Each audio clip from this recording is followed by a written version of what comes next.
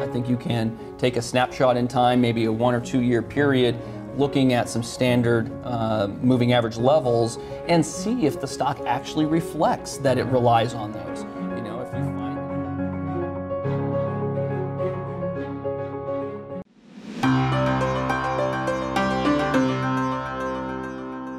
Welcome back, traders and investors. We have Mark Mellon on the line. He is an author at Value Walk and an alternative investment practitioner. Tell us what an alternative investment practitioner really does. Well, I used to be in the managed futures industry. I ran a hedge fund, and then I was on the brokerage end of it. And then I got into journalism. I got into journalism right as MF Global hit, so I'm still heavily involved in keeping an eye on the different alternative investments. I think it says a lot about the market environment in general. And you know, one of the interesting things that I'm seeing right now that we talked about the last time I was on the show is how market environments were in the middle of changing.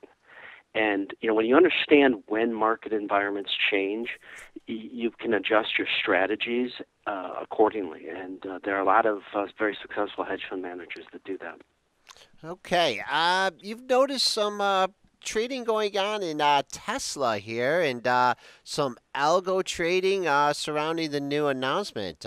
Will you share your insights with us on Tesla? Well, what's interesting with Tesla is algo trading has been in that stock from the beginning. Back when it was in the 50s, it was primarily managed futures people who were pushing it up. There were people who were, you know, giving interviews, so that it's documented. But what I see now is really interesting because when the stock came down to 240, there was algo trading in the stock from about the 252-ish level down to 240. Had it broken 240, I think we would have seen some algo trading, further algo trading. It would have triggered some additional algos, and I think we would have seen 220. And it's interesting, a lot of the banks, Goldman Sachs has a 210 level as a target for Tesla. And Barclays, I saw a research note from Barclays yesterday that said they had a 220 level. I had instituted a 200 level about 2 months ago. I now tend to think that level might, you know, anywhere from 200 to 220 might be sort of the appropriate buy point in that stock. But what happened that was interesting is just when it was at the point where it was about to trigger some additional algos, Elon Musk came out with that tweet about the D. And, you know, there's some speculation about that, the D. I think it's going to result in two product announcements, both all-wheel drive and autonomous driving.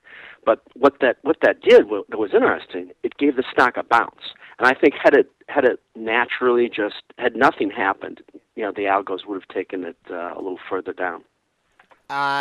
Great point. I was thinking the same thing. The timing of the announcement on that, I mean, that like coincided with the lows of the move. But going into the algo trading, I mean, is this something that you just pick up from watching the tape, or do you have software that detects this? How do you pick this up? Well, first off, let me just make it clear that it's not a perfect science. I have been in the managed futures industry studying these algo traders. So when you ask me that question of, you know, what is an alternative investment practitioner, I was in the pits developing the algos. I was, you know, I've been involved in the meetings on how the algos work, how they think. So I have about 14 primary categories that I look at. You know, some of the things, I don't want to get into too much detail, but some of the things you look at cross-market correlations, and ultimately what you're really looking for are idiosyncratic trends to break out. So I have 14 points that I look at. Some stocks are harder than others to analyze, and it's not something that's easy to do. It's not a software where you know it hits a buy or sell signal. There is a bit of discretion that I put in it, and there is no way to determine 100% that an algo is pushing the stock around. But when you understand how the algos work, how they think, what they look for in market environments and in individual stocks, you can come up with what I consider to be a reasonably good approximation of algos getting into stocks, and you can even sort of anticipate to a certain degree when they're going to get into a particular stock. It's fun to do. It's a lot of work on each stock, but it's fun to do. And this is the source of a product that we're going to be developing and launching in a matter of weeks. Just before I go to the next question, I just make a general observation here from the things that you're saying in your trading style, but seems like you put a lot of work into each trade and each analysis and each technique, and that when you're pulling the trigger on that buy or sell button, there's hours and hours of work that go into it. And I think that's one thing that people neglect about the markets, especially with the environment that we've been in, since we bottomed in 2009, that it comes easy. But if anybody's listening to Mark here on Benzinga's Pre-Market Prep, brought to you by Charles Schwab, a lot of hard work goes into this, and reaping the benefits. So moving on the current market environment and the changes from the last time you were on, you were making some pretty bold predictions. How's it turned out for you? Well, the last time I was on, I had said that market environments were going to change, and it was going to impact performance of different hedge fund strategies. And I was looking at a research report from Luxor, which is one of the leading managed account platforms, and yesterday, and they essentially said that change has occurred. A lot of the different strategies that were doing very well in sort of that stimulus-driven environment have had problems, and that new strategies have emerged, as potential winners. And I think we're going to see in the future, you're going to see this become more pronounced. We're also launching a podcast today. It's called Wall Street Unfiltered. And on that podcast, I interviewed Matt Osborne from Altegris Advisors, who's a hedge fund allocator. And he talks about how this is really a defining moment, and we're going to start to see more volatility come into the market. And while a lot of investors may fear volatility, it can actually be a friend to a certain degree if you know how to play it. Tesla is a great example. Volatility comes in the market, knocks Tesla down into that 200, 220 level.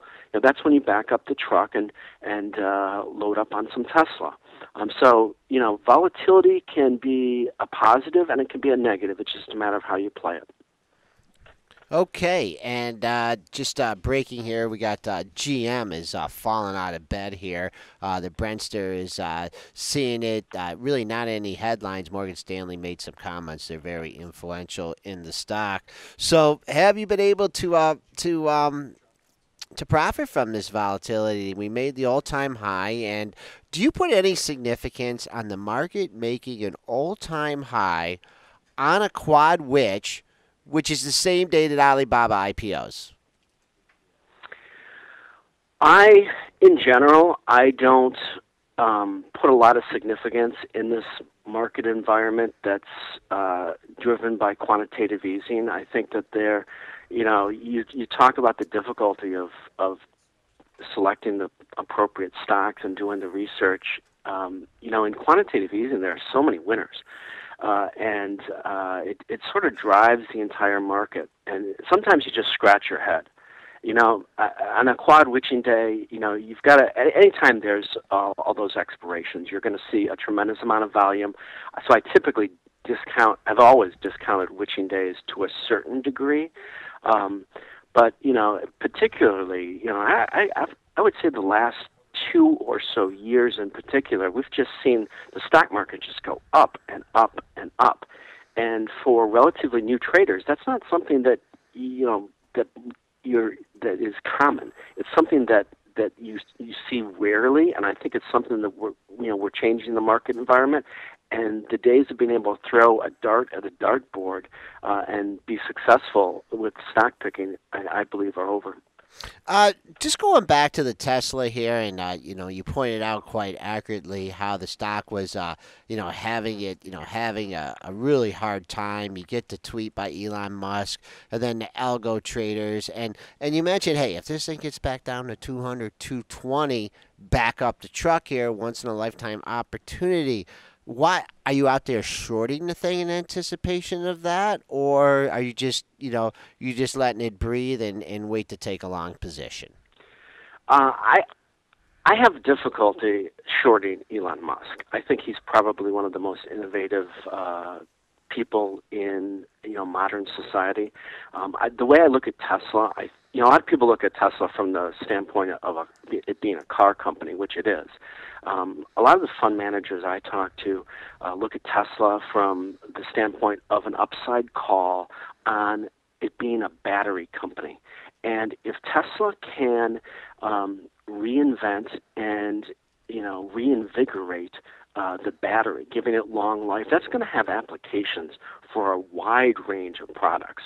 So the way a lot of people that I talk to look at Tesla, yeah, the car is interesting. It's an amazing brand, when they look at it on a discretionary basis. And going forward, that car model probably has a significant degree of legs.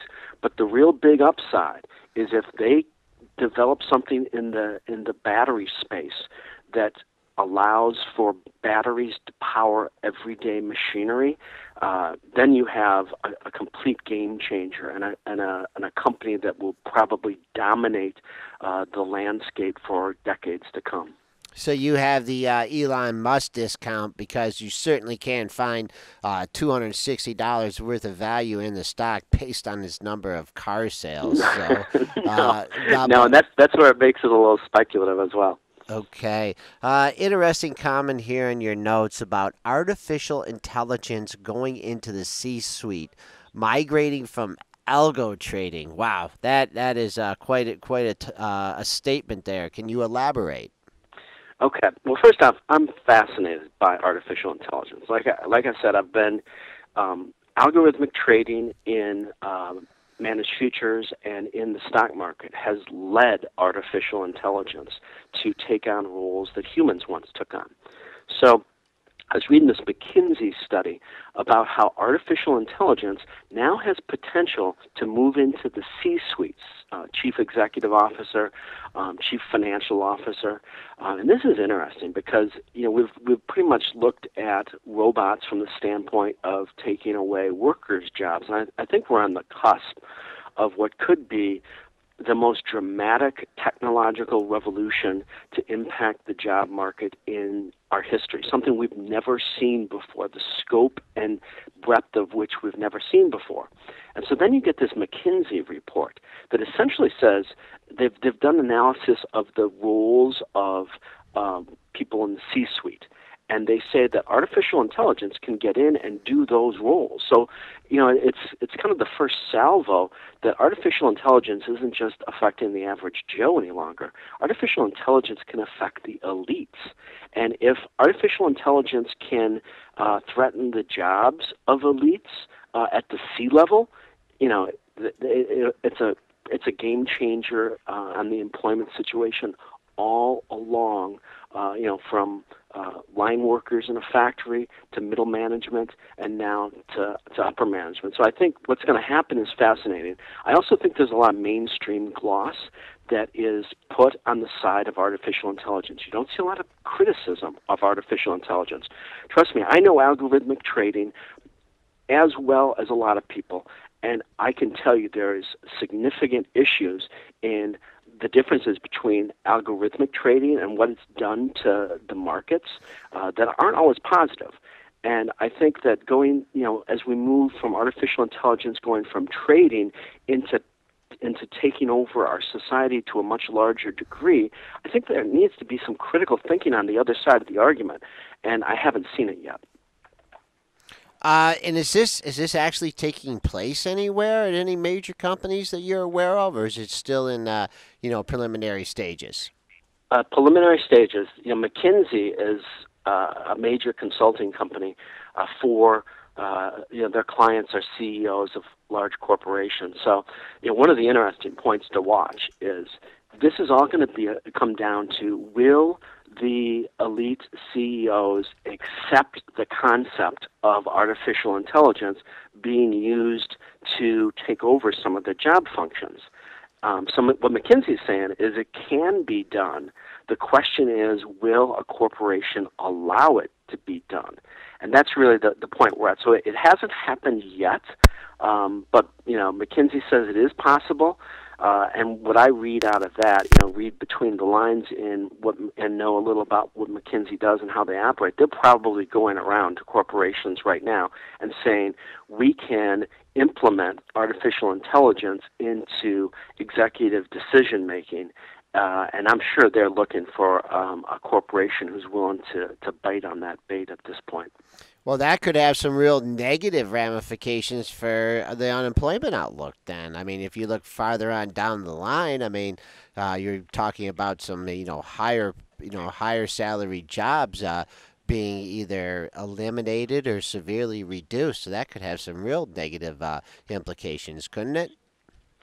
Absolutely. That's the concern, and that's the talk that I don't see emerging in the mainstream discussion. We were almost trained, and sort of the mainstream meme is that technology is good, and there should be no questioning of technology. Well, I think technology should be questioned. I think there should be a robust discussion on both sides of the issue, and that's not taking place. On this show, I want to say maybe 3 or so months ago, I was talking about how the algorithmic traders are given a different legal standard than human traders. So I think there are a lot of issues that generally aren't discussed. You haven't heard that discussed in the mainstream. There are a lot of issues that aren't discussed in the mainstream that I think need to be discussed in the mainstream. Okay, just a couple rapid-fire topics here before we get you off. Well, how about this news out of GTAT yesterday? No death march in the stock, drops from $10 to $1. I mean, how can that happen on Wall Street? I don't know. And they lost their primary customer, but it seems like that product had other applications other than Apple. You would think that the CEOs would be looking to diversify their customer base a little bit. I would imagine that they could have. So, I haven't covered that extensively. I know sort of the basic facts, but you're right, that's interesting. And update on the Argentinian debt situation. Okay. Well, they're still going back and forth. I have said a number of times that the IMF is going to get involved, and that's going to happen. This week, in fact, there's a meeting in Washington, D.C. at the World Bank that's taking place on Thursday that's going to have a fair amount of significance. So I ultimately think what's going to happen is there's going to be a world consensus on a solution, not necessarily just a U.S.-based consensus. I think that there's a good chance that there's going to be a formalized a debt restructuring process for sovereign governments. And sovereign governments declaring bankruptcy, while that might sound odd, I believe it's something that's going to happen. I'm going to say it on this show right now. I think in the future you're going to see more sovereign governments default. I think that if the U.S. isn't careful, you could find that we're going to be in that situation. Particularly with a lot of the Social Security benefits and the Medicare benefits coming due in about 2-3 years. So, it's not out of the realm of possibility, and I think you have to get something that's organized. Right now, there's no organization. The people who make the determinations are essentially the ones that can argue their case best in court. And the other side of that argument is you need to have an organized process so people know what to expect.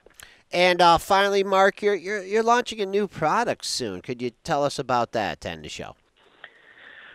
Well, we started a podcast, like I said, called Wall Street Unfiltered, and you can find that on YouTube. And then I'm going to look at the top hedge fund traders, and I'm going to analyze their trades, and I'm going to look at when algos get in and out of the stock. And you can find a lot of good stock setups based on when the algos, when it's looking good for an algo.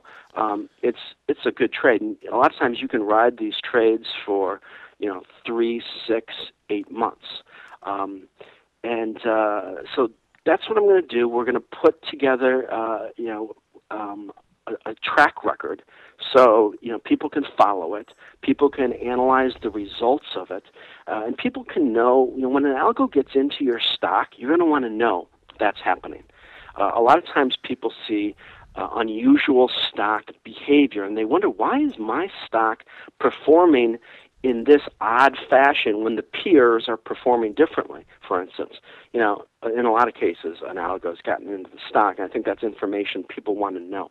Okay, great information from Mark Mellon, author at Value Walk, and an alternative investment practitioner. Thanks a lot, Mark, and we are going to have you on again real soon.